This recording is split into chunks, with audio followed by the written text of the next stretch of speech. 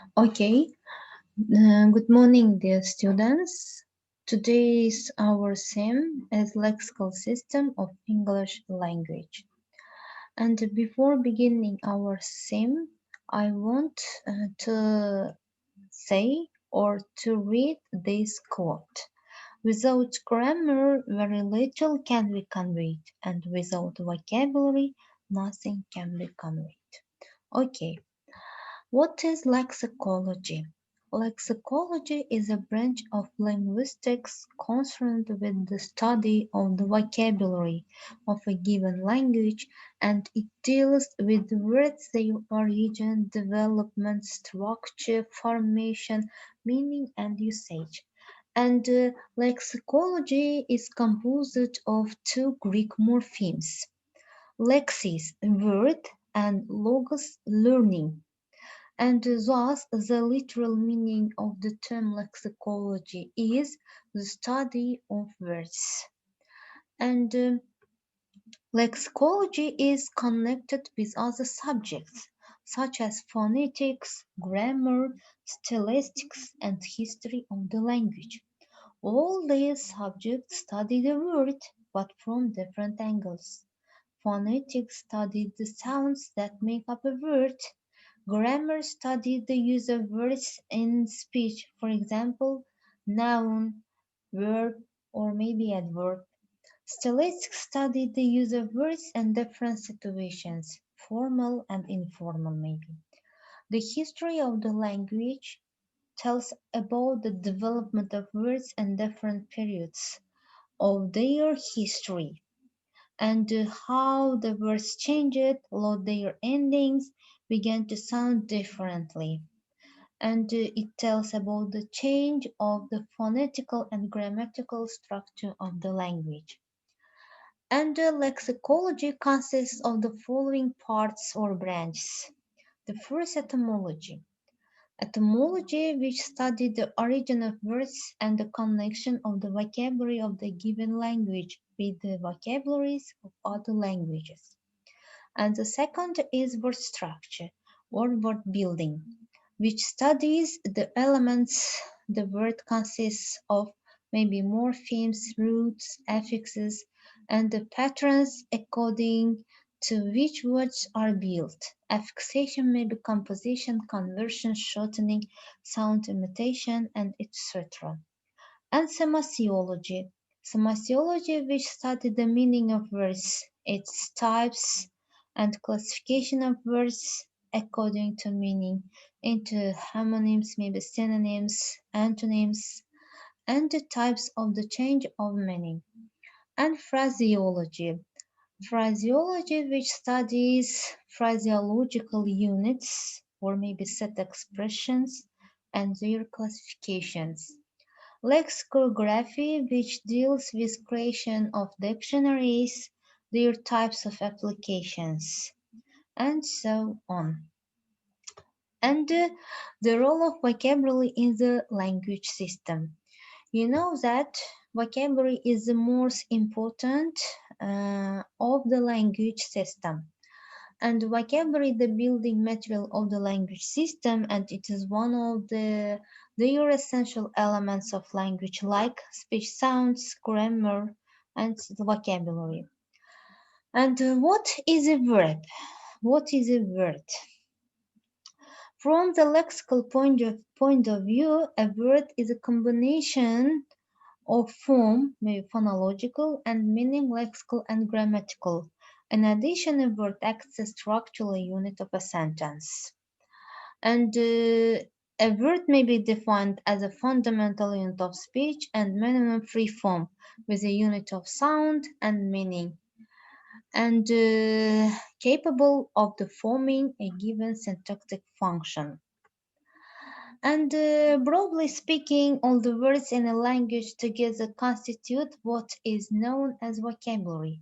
The term vocabulary usually refers to a complete inventory of the words in a language, but it may also refer to the words and phrases used in the variants of a language, such as the dialect, register terminology, and etc.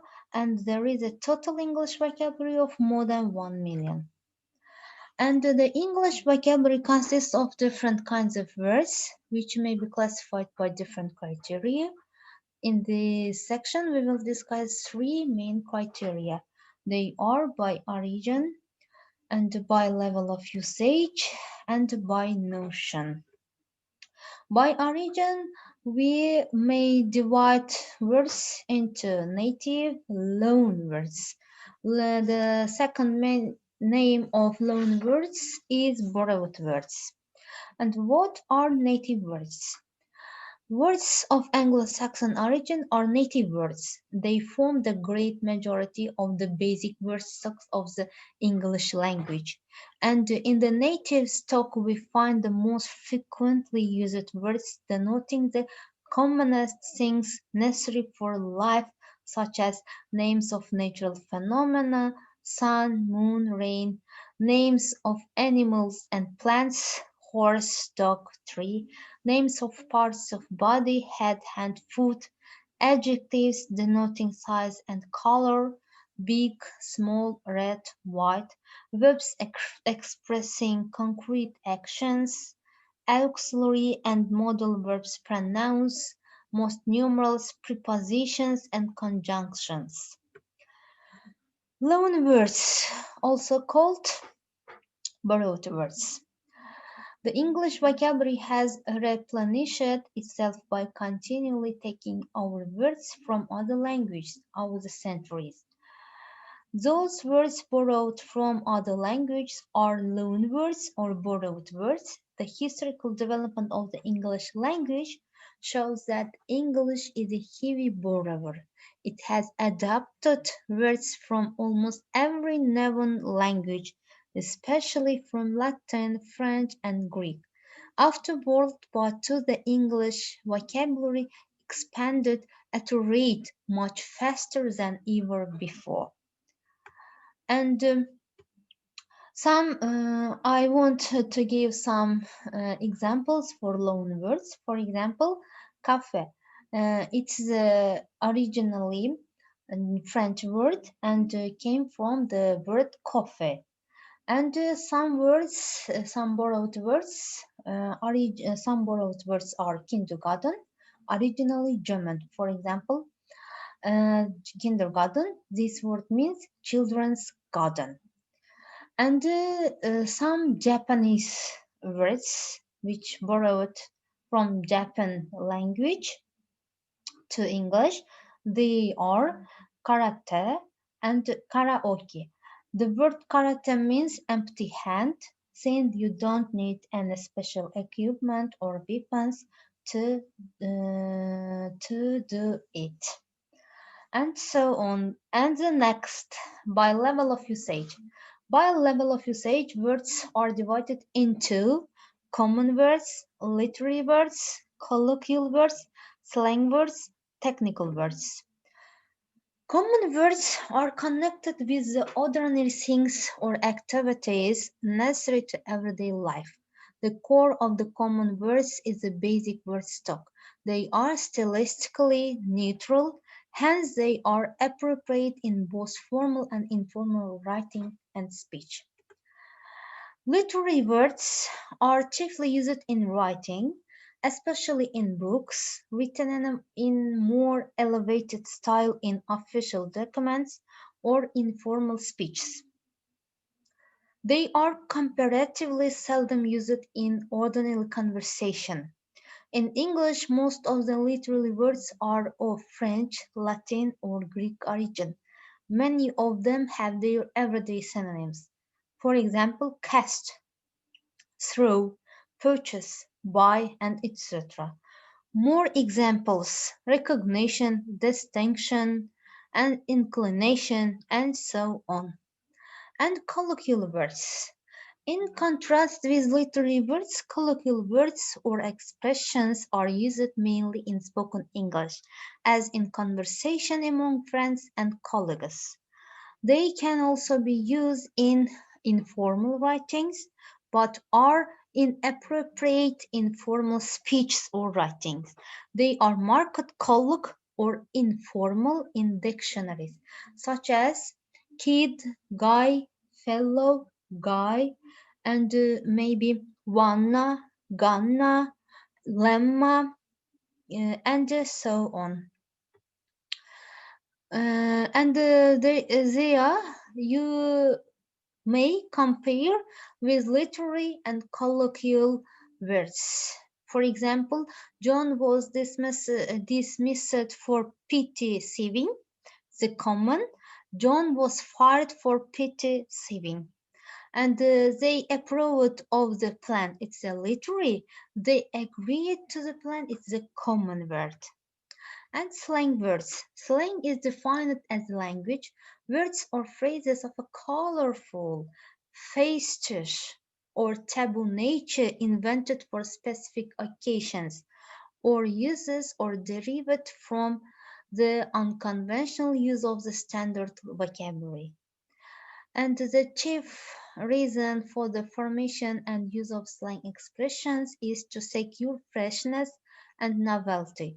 A slang usage is not generally used in formal conversation unless the speakers are on intimate terms. Slang embraces those daring and new expressions that have not been accepted by the majority of people as standard English.